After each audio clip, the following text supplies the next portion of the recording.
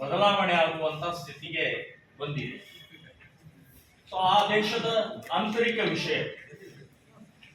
ಆದರೆ ಇವತ್ತು ನಮ್ಮ ಹಿಂದೂಗಳ ಮೇಲೆ ದೌರ್ಜನ್ಯ ಆಗ್ತಾ ಇದೆ.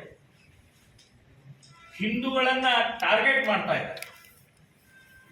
ದೇವಸ್ಥಾನಗಳನ್ನ, ಹಿಂದೂ ಮನೆಗಳನ್ನ, ಹಿಂದೂ ಹೆಣ್ಮಕ್ಕಳನ್ನ, ಹಿಂದೂ ಅಂಗಡಿಗಳನ್ನ ಇದನ್ನ ಒಡೆದು ಹಾಕೋದು, ಬೆಂಕಿ ಹಚ್ಚೋದು, ಹಿಂದೂ ಹೆಣ್ಮಕ್ಕಳ ಮೇಲೆ ಅತ್ಯಾಚಾರ ಮಾಡುವಂತಹದ್ದು ಇದು ನಡೀತಾ ಇರುವಂತಹದ್ದು ಖಂಡನೀಯವಾದ.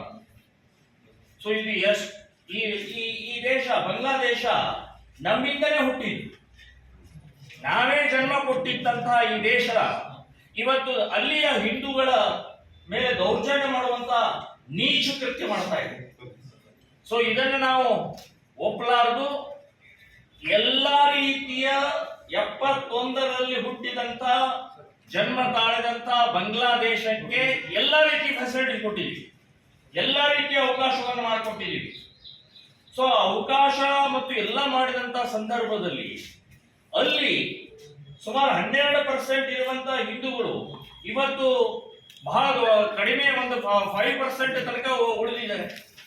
ಸೊ ಹಿಂದೂಗಳ ಮೇಲೆ ದೌರ್ಜನ್ಯ ಯಾಕೆ? ಏನು ಸಂಬಂಧ ಅಂದ್ರೆ ಮೂಲ ಇಸ್ಲಾಮಿನ ಪ್ರವೃತ್ತಿ ಇದೆ, ಹಿಂಸೆ. ಇದು ಬಹಳ ದೊಡ್ಡ ಪ್ರಮಾಣದಲ್ಲಿ ಇಡೀ ಜಗತ್ತಿಗೆ ಇದು ಇವತ್ತು ಆಗ್ತಾ ಇದೆ. ಆದ್ರೆ ನಾವು ಅಲ್ಲಿಯ ಹಿಂದೂಗಳ ಸುರಕ್ಷತೆ ದೃಷ್ಟಿಯಿಂದ ನಾವು ಇದನ್ನ ಖಂಡಿಸ್ತಾ ಇದ್ದೀವಿ. ಕೇಂದ್ರ ಸರ್ಕಾರಕ್ಕೂ ಕೂಡ ಎಚ್ಚರಿಕೆಯನ್ನು ಕೊಡ್ತಾ ಇದ್ದೀವಿ. ಎಷ್ಟರ ಮಟ್ಟಿಗೆ ದೌರ್ಜನ್ಯ ಅಂತಂದ್ರೆ, ಇಸ್ಕಾನ್ ದೇವಸ್ಥಾನ ಬಹಳ ದೊಡ್ಡ ದೇವಸ್ಥಾನ 71ರಲ್ಲಿ ಭಾಗ ಆದಾಗ ಸಂತ್ರಸ್ತರಿಗೆ, ಲಕ್ಷಾಂತರ ಮುಸ್ಲಿಮ ಸಂತ್ರಸ್ತರಿಗೆ ಊಟ ಕೊಟ್ಟಂತ ಇಸ್ಕಾನ್ ಅನ್ನ ಇವತ್ತು ಒಡೆದು ಹಾಕಿದ್ದಾರೆ. ಇವತ್ತು ಇಸ್ಕಾನ್ ದೇವಸ್ಥಾನವನ್ನ ಒಡೆದು ಹಾಕಿದ್ದಾರೆ, ಪುಡಿ ಪುಡಿ ಮಾಡಿದ್ದಾರೆ. ಅನ್ನ ಹಾಕಿದರೆ ಅದು ಕೂಡ ಪರಿಜ್ಞಾನ ಇಲ್ವಾ? ಅನ್ನ ಹಾಕಿದಂತ ದೇವಸ್ಥಾನ ಆ ಜನರಲ್ಲಿ ಒಂದು ಉಪಕಾರ ಅನ್ನುವಂತ ಭಾವನೆ ಇಲ್ಲದ್ದು ಇವತ್ತು ಆ ದೇವಸ್ಥಾನವನ್ನೇ ಇವತ್ತು ಒಡೆದು ಹಾಕ್ತಾರೆ ಅಂತಂದ್ರೆ, ರವೀಂದ್ರನಾಥ್ ಟಾಗೋರ್ ಅವರು ಅವ್ರ ಮೂರ್ತಿಯನ್ನು ಹೊಡೆದಿದ್ದಾರೆ. ಅವರು ಬಾಂಗ್ಲಾದೇಶದ ರಾಷ್ಟ್ರಗೀತೆಯನ್ನು ಬರೆದುಕೊಟ್ಟವರು.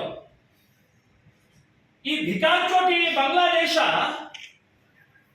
ಇವರಿಗೆ ಒಂದು ಸ್ಮರಣೆ ಇಲ್ಲ, ಏನೂ ಯಾವುದೇ ರೀತಿಯ ಕಲ್ಪನೆ ಇಲ್ಲದಂಥದ್ದು.